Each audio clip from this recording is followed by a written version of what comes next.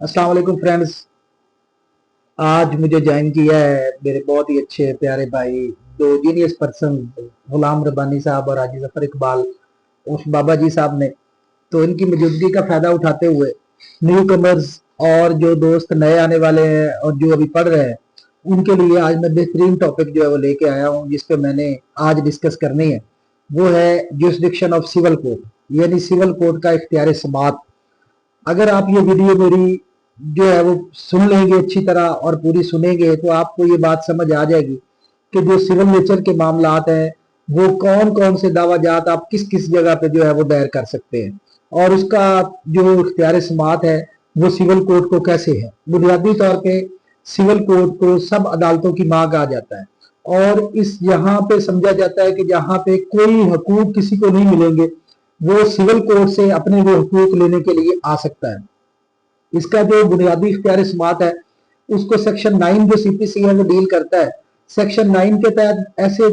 जो civil natures के मामला जिनके किसी के हकूक का तयन होना हो, किसी ने कोई अपने हकूक लेने हो, या किसी ने अपने कोई हकूक डिक्लेयर कराने हो, या किसी का कोई लीगल करैक्टर, कोई लीगल राइट जो है इन्फ्रिंज हो रहा हो, तो उसकी डिटर्मिनेशन के लिए हर बंदे को इख्तियार है कि वो सिविल कोर्ट में जो है वो सूट फाइल कर सकता है। और उसका इख्तियार समात जो है वो डिटरमिन किया गया है सेक्शन 9 में।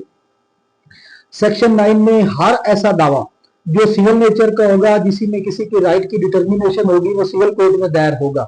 इस सिविल सेक्शन 9 में मजीद थोड़ी सी मैं वजाहत करना चाहता हूँ कि बाज़ औक़ात क्या ये होता है कि एक बंदा रेवेन्यू कोर्ट्स में अपनी जो लिटिगेशन है वो शुरू करता है, होता होता जो last court of revenue authorities है वो आखिरी कोर्ट जो है वो बोर्ड ऑफ रेवेन्यू है। जब बोर्ड ऑफ रेवेन्यू के पास चला जाता है तो फिर रेवेन्यू कोर्ट्स का जो इख्तियार समात वाला मामला है वो एंड हो जाता है। अब उसके पास देखने वाली बात क्या होती है कि वो कहाँ पे जाए। वो समझता है कि जो आर्डर लास्ट कोर्ट ने किया है वो इलीगल है, उसमें कोई इरेगुलरिटी सरजद हुई है, कोई इलीगलिटी सरजद हुई है, या उन्होंने अपनी कोई एक्सेस पावर से एक्सेस किया है, तो देन भी उसके पास रेमेडी है कि वो उन सारे अहकामात को सिविल कोर्ट में चैलेंज कर सकता है। उसके बाद मजीद के अगर कोई महकमा नहर में कोई मैटर चल रहा है और महकमा नहर में वो एक्सीएम तक पहुंच जाता है, और एक्सीएम जो जिसको डीसीओ हम कहते हैं वहां तक वो डिटर्मिनेशन हो जाती है, लेकिन वो उन आर्डर से मुतमिन नहीं है, तो फिर वो डायरेक्टली जो है वो सिविल कोर्ट में आके अपना दावा जो है फाइल कर सकता है। लेकिन जो सिविल कोर्ट, इसमें मजीद में थोड़ी सी वजाहत कर दूं कि जो सिविल कोर्ट है ये उनकी कोई एपलेट अथॉरिटी नहीं है। ये सिर्फ इसमें सेक्शन 9 के तहत देखना होता है कि whether the authorities use their powers according with law और नॉट, कि क्या उन अथॉरिटीज ने अपने इख्तियारात का दुरुस्त तौर पर इस्तेमाल किया है, क्या उन्होंने कोई इलीगलिटी तो कमिट नहीं की, और क्या उन्होंने अपने इख्तियारात का इस्तेमाल with four corner of law किया है, या उन्होंने अपनी पावर से कोई एक्सेस तो नहीं किया। सिर्फ ये चीजें जो है वो सिविल कोर्ट में देखनी होती है एज ए अपलेट कोर्ट, यानी ये उस लिटिगेशन की कंटिन्यूसली नहीं होती कि ये कंटिन्यूसली जो है वो सिविल कोर्ट की जुरिस्डिक्शन जो है वो चलती रहे। अब उसके बाद जो दूसरी बात मैं इसमें अर्ज करना चाहता हूं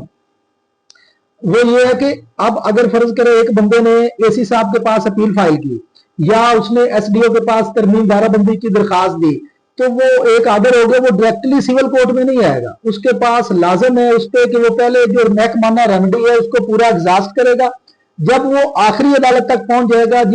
जिसका इख्तियार स्पेशल लॉ यानी लैंड रेवेन्यू एक्ट के तहत, colonisation of government land act के तहत, या कनाल एक्ट के तहत आखिरी अदालत को होगा, उसको यूटिलाइज करने के बाद वो अपना जो है वो फिर जो है वो सिविल कोर्ट में आ सकता है, और सिविल कोर्ट में आके अपना दावा दायर कर सकता है कि ये अथॉरिटीज ने ये इलीगलिटी जो है वो कमिट की है। इसको जो है वो सेक्शन 9 डील करता है, इसके तहत जो है वो सिविल कोर्ट में सूट फाइल किया जा सकता है। उसके बाद सेक्शन 15 इसके साथ कनेक्टेड है। सेक्शन 15 है कि अगर कोई सिविल सूट है तो सबसे पहले वो सिविल सूट कहां पे दायर होगा। तो जो सिविल कोर्ट है that was the lowest grade of judicial civil system. अब सिविल कोर्ट में फर्स्ट जो है वो इंस्टीट्यूशन जो है वो उस बंदे की उस दावाजात की होगी, और वो दावाजात जो है वो दायर होंगे सिविल कोर्ट में। सिविल कोर्ट के बाद उसका डिस्ट्रिक्ट जज साहब के बाद हाई कोर्ट के बाद जो है वो सुप्रीम कोर्ट तक मामला वो जाएगा। आगे इसका सेक्शन 16 है। सेक्शन 16 डील करता है कि कौन कौन से सेक्शन 16 से लेकर 20 तक जुरिस्डिक्शन ऑफ सिविल कोर्ट को डील करते हैं कि कौन कौन से दावाजात कहां कहां पे दायर होंगे। अगर तो कोई दावा है स्पेसिफिक इमल प्रॉपर्टी की बाबत या मूवेबल प्रॉपर्टी की बाबत और मखसूस जायदाद की बाबत को दावा है, तो फिर वो दावा वहां पे दायर होगा सेक्शन 16 के तहत जहां पर वो जायदाद वाक़ है। उसके बाद अगर वो रिकवरी पार्टीशन का सूट है किसी भी प्रॉपर्टी का, तो फिर भी वो दावा वहीं पर दायर उसी अदालत की हदूद के अंदर होगा जहां पे वो जायदाद वाक़ है। अगर कोई रॉन्गफुल किसी बंदे ने किसी प्रॉपर्टी की बाबत डन किया है और वो कोई कंपनसेशन क्लेम करना चाहता है, तो फिर भी वो दावा वहां पे दायर होगा जहां पे वो जायदाद वाक़ है। अगर कोई बंदा मॉर्गेज प्रॉपर्टी, अटैचमेंट प्रॉपर्टी की रिकवरी के लिए, उसकी सेल के लिए कोई दावा दायर करता है, तो फिर भी दावा वहां पे होगा जहां पे वो जायदाद वाक़ है। अब अगला मामला ये है कि बाज़ ऐसा होता है कि एक प्रॉपर्टी आपकी साहिवाल में है, एक प्रॉपर्टी आपकी लाहौर में है, और आप दोनों प्रॉपर्टीज की बाबत जो है वो अपना राइट क्लेम करना चाहते हैं और दावा जो है किसी अदालत में, अदालत दीवानी में दायर करना चाहते हैं।